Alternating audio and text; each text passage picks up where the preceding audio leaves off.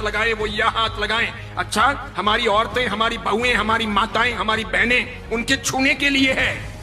मुंबई के अंदर, पूना के अंदर ऐसे कोरियोग्राफर अपनी कितनी ही लड़कियों को और बहुओं को लेके उड़ गए। इधर एक शादी हुई, उधर दूसरी शादी टूटी। वो कोरियोग्राफी करने के लिए रोज उस शादी के फंक्शन के लिए आता था।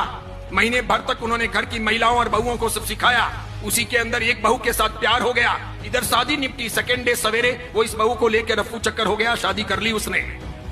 समझ रहे हो आप? ये चीजें होगी। साड़ियां भी खुद पहननी सीखनी चाहिए।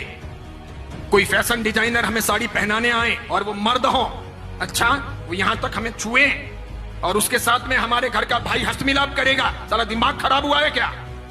क्या जरूरत है ऐसी? दादियों से पूछो, उनको किसी ने छुआ था क्या? मम्मियों से पूछो, किसी को छुआ था क्या? छूने दिया था क्या? अच्छी बहनों को कोल्हापुरी पहन के रखना चाहिए, तुरंत बाहर निकलना चाहिए, एक लगानी चाहिए, कम से कम 2 दांत तो बाहर आ जाने चाहिए। नहीं आते हो तो मुझे को, मैं सिखाऊंगा आपको कैसे दांत बाहर निकालने चाहिए। इसीलिए अब ये 28, ये ओली, ये सिद्धि तप, ये पालितना की यात्रा, ये नव्वाणु, ये उपध्यान तप पहले बंद हो।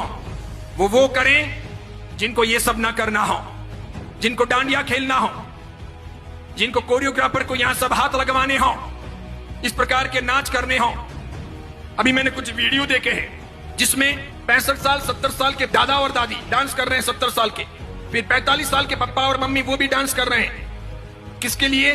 बिटिया की शादी है उसके लिए। शोभा देता है।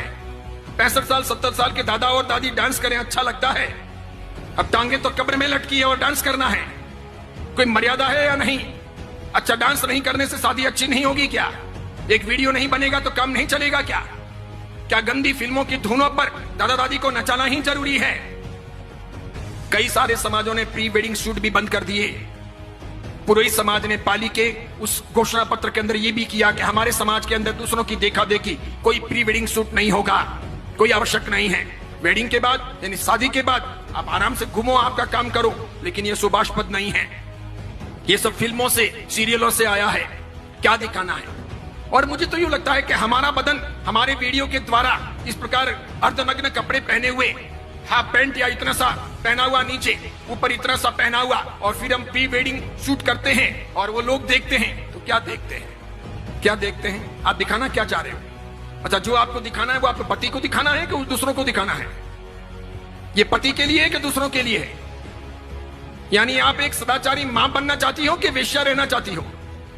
करना क्या है? जाना कहां है? एम क्या है? उसी प्रकार पूछना चाहता हूं, जीटो की स्थापना हुई तो ये एम था क्या? कहीं जीटो के घोषणा पत्र में ये चीजें हैं क्या कि हम डांडिया रास का आयोजन करेंगे? स्थापना के दिन ही जीटो वालों को जूते पड़ गए होते। आज मेरी बात सत्य सिद्ध हो गई कि नए पद्मसागर जी महाराज ने बंदरों के हाथों में नारियल दे दिया, बिल्कुल दे दिया। जीटो में कई लोग ऐसे भी हैं जो सदाचारी हैं, समझदार हैं, आचार संपन्न हैं, मुझे मिलते भी हैं, अन्य महाराज साहब को मिलते हैं। कई माताएं भी ऐसी हैं जिन्होंने अपनी व्यक्तिगत जिंदगी में ऐसा कुछ किया नहीं है, वे चाहते भी नहीं हैं, लेकिन अपने यहां पर ये समूह जो है मिलकर के माता फोड़ना, मेजोरिटी डेमोक्रेसी, मुझे ऐसा लगता है कि जैन समाज के कुएं में किसी ने भांग डाल दी है, सबको वही पानी सप्लाई हो रहा है, इसीलिए सामूहिक पागलपन सवार है। इस बीच में ऐसा कोई आदमी बोले तो उसकी बहुत कीमत नहीं, उसको लोग खारा समझते हैं, उसके प्रति लोग दुर्भाव रखते हैं, उसे पसंद नहीं करते। क्योंकि मुझे तो ये सब फर्क नहीं पड़ता, मैं किसी की रोटियों का मोहताज नहीं हूं, और मैं तो कफन पहन के निकला हुआ हूं पहले से ही, और मेरे कोई आगे रोने वाला नहीं, पीछे कोई धोने वाला नहीं, मैं इसकी फिक्र करता नहीं। मुझे कोई बहन बेटी की शादी करवानी नहीं है, मेरा कोई उपास्य नहीं, मेरा कोई मंदिर नहीं, मेरा कोई घर नहीं, मेरे कोई स्थान है नहीं, मैं कल कहां रहूंगा ये मुझे पता नहीं है, इसलिए मैं कोई परवाह करता नहीं कि मुझे किसी प्रकार की गुलामी करनी है, बिल्कुल नहीं, नेवर।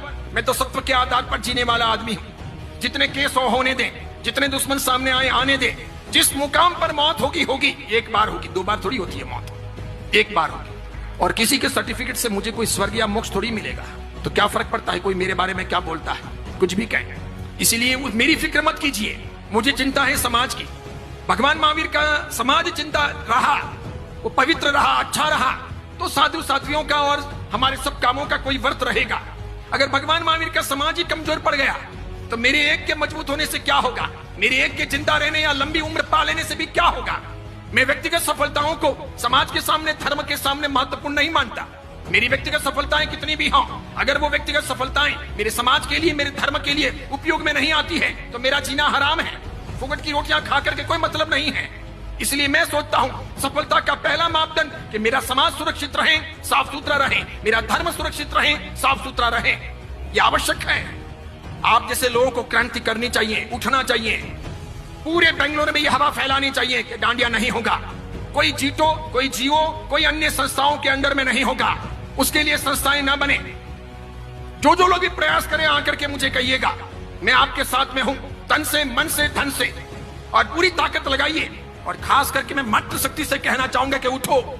हमारी बहन बेटियों को, हमारी आने वाली परंपराओं को हमको भ्रष्ट नहीं बनाना है, वेश्या नहीं बनाना है। जवानी के दिन तो चले जाएंगे, उनको लोगों के सामने नहीं थिरकाना है। वो गंदे गंदे फिल्मों के गीत क्या सिखाने हैं, क्या जरूरत है, और क्या क्या होगा, और वापस रात्रि भोजन होगा। इसलिए जीतों की भलाई इसी में है कि वो समझें, वो मर्यादा में रहें, वो ऐसे काम ना करें। वो IAS IPS के लिए काम कर रहा है, वो बहुत अच्छा है, वो कीजिए। एजुकेशन के लिए, साधर्मिक भक्ति के लिए, मेडिसिन के लिए, या फिर साधु साध्वी के वैयावच यानी श्रवण आरोग्यम के लिए जो काम कर रहा है वो अच्छा है, बहुत बढ़िया है।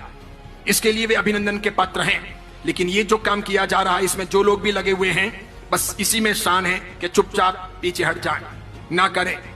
इसका अंजाम अच्छा नहीं होगा। फिर ऐसा ना हो कि हमको दूसरे कोई तरीके अपनाने पड़े बंद करवाने के लिए। ऐसी चीजें मान्य नहीं होनी चाहिए। समाज